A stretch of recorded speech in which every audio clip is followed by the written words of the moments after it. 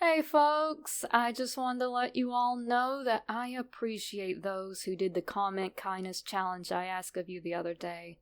What looked like it was going to be a very depressing day turned out to be one of the best days I've had all year. Thanks to a few other kindnesses, I was also shown offline, and a major issue I've been concerned over finally getting taken care of. I guess it just goes to show, what goes around does come around. And I'd like to thank you all for all of the good vibes you were sending my way that maybe had something to do with that. So, thank you all. And since Christmas is right around the corner, let's start in on some holiday creepypastas! We do have a trigger warning tonight, as the story references child abuse. Don't worry, karma plays its role in this story too. A Christmas Miracle. Written and posted by Icy Dice, also known as Chris183539 from Reddit, and story read from the Creepypasta wiki. Please go check out the author's other works.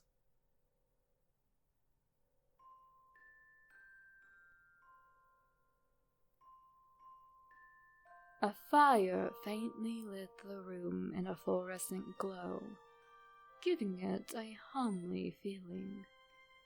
The warmth spread to every corner of the house, and in the edge of the room to the right stood the Christmas tree.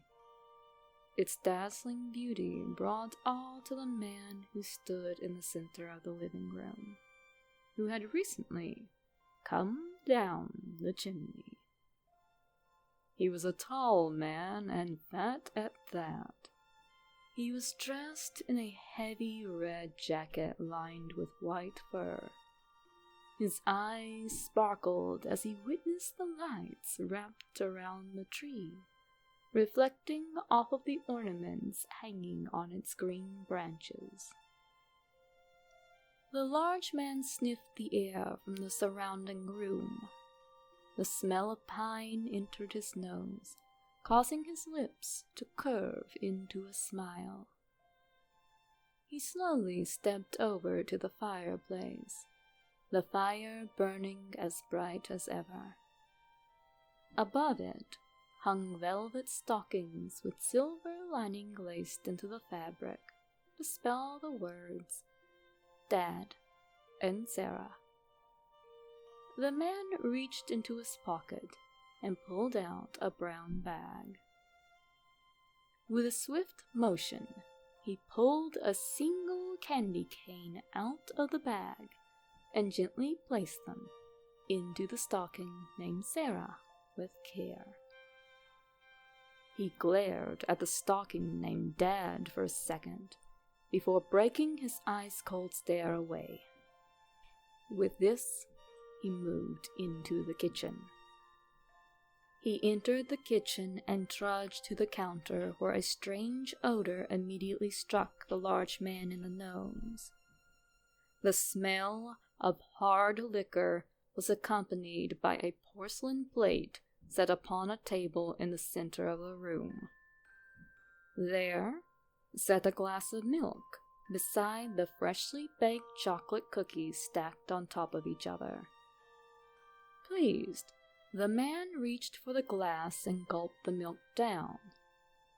He rubbed the mustache he had recently acquired off of his face with his arm and allowed his gaze to return to the cookies.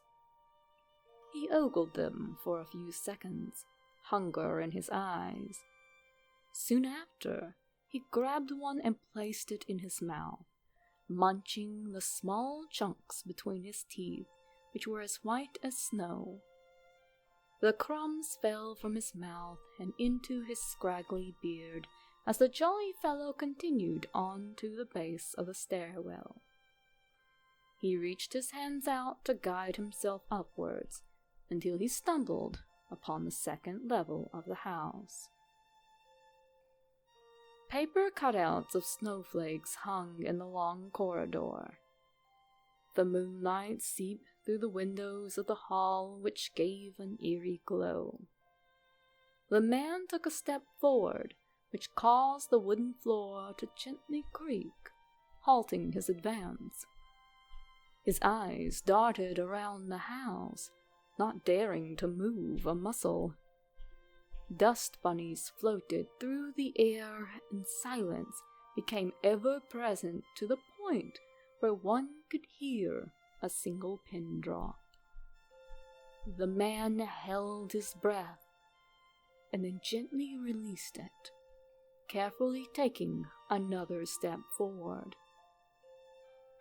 With each creak, he stopped in fear of exposure. However, nobody seemed to hear the unannounced visitor. Before long, the man arrived at a wooden door near the end of the hall. He saw the door at the end of the room as well. It was where the child slept, but not soundly. The large man knew of her bruises and the pain at the hands of the one she should have trusted the most. Santa knew all of the children, after all. Turning his attention back to the door in front of him, he gripped the brass handle, its surface frozen. He twisted the knob and opened the door, leaving it ajar. A single figure was laying down in a bed, their specific details concealed by the shadows of the room.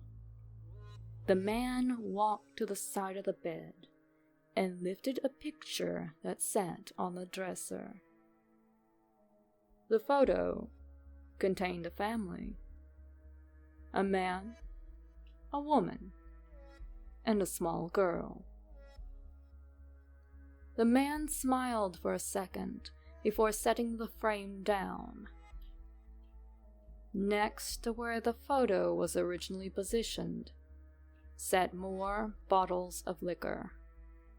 Several bottles sat empty, and several more filled to the brim.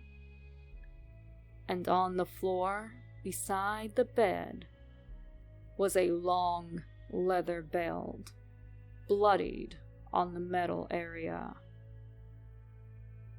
Judging by the large frame of a figure under the cover, the man presumed they were the parents in the photograph. Or at least, one of them. A frown crawled onto the man's face as he uncovered the sheets to reveal the father from the photograph.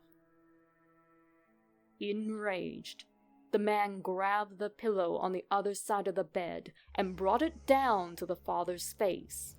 The father's body instantly began to tremble as he clawed at the large man, desperately trying to remove the pillow.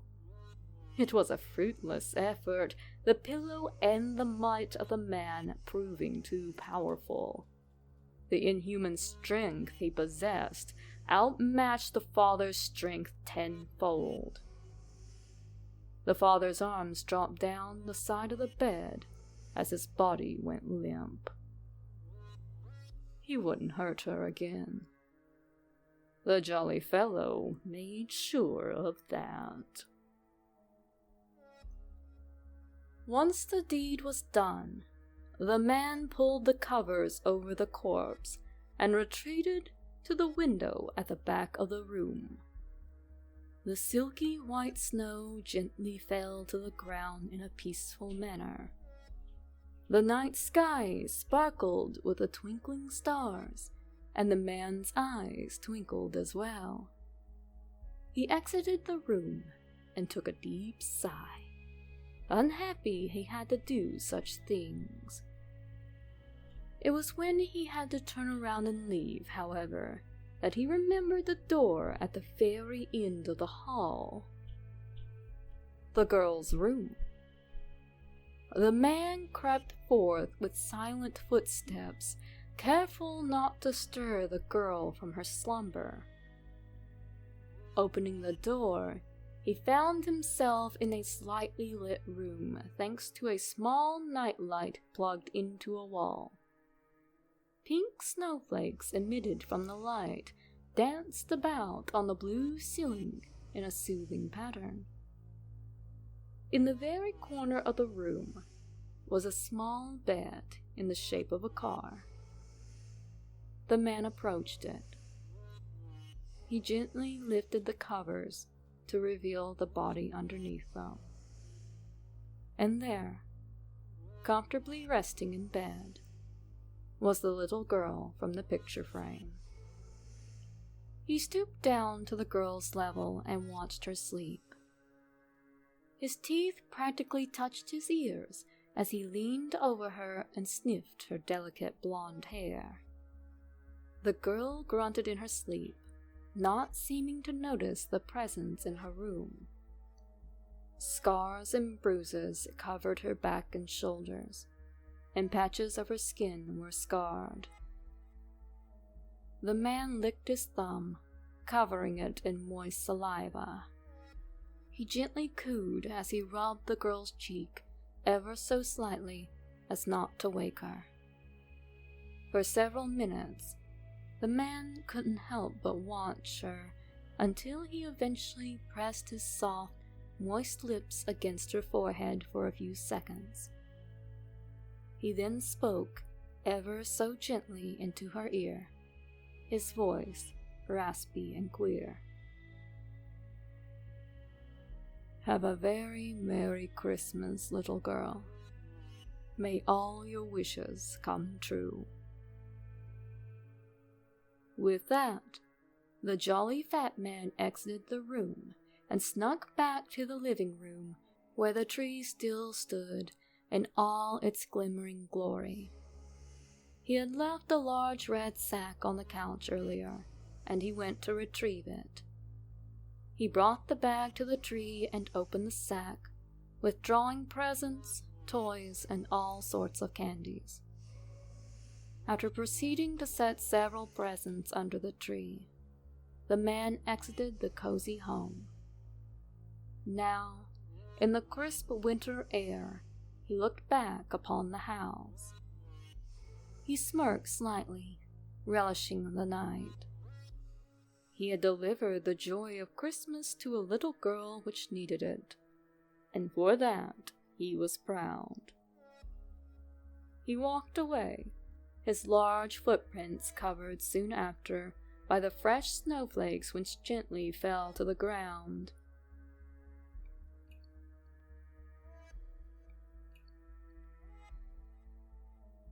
The sun rose over the horizon, its bright orange glow cleansing the land of its darkness and revealing the shimmering snow spread across the plains.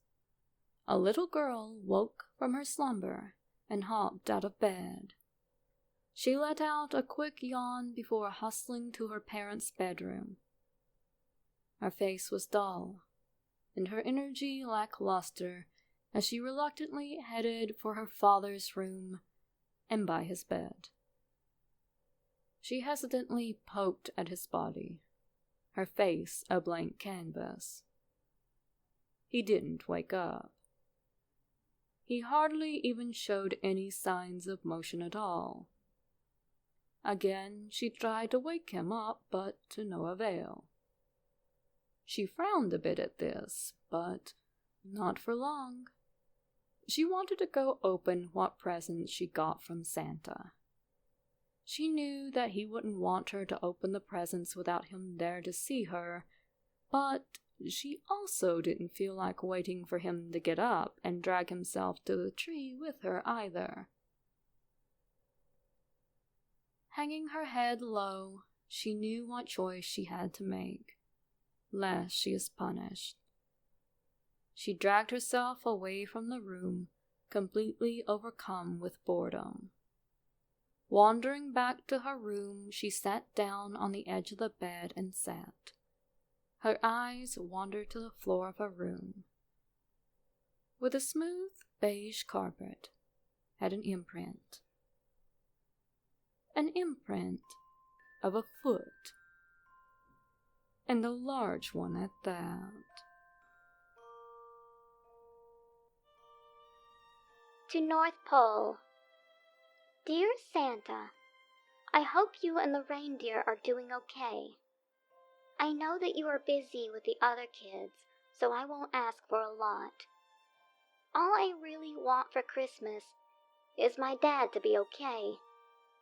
It's been a while since Mommy left, and Daddy has not been the same. He yells a lot more now, and hurts me. I don't know why, but I just want it to stop. Please, help my daddy, Santa. It's all I want. Love, Sarah.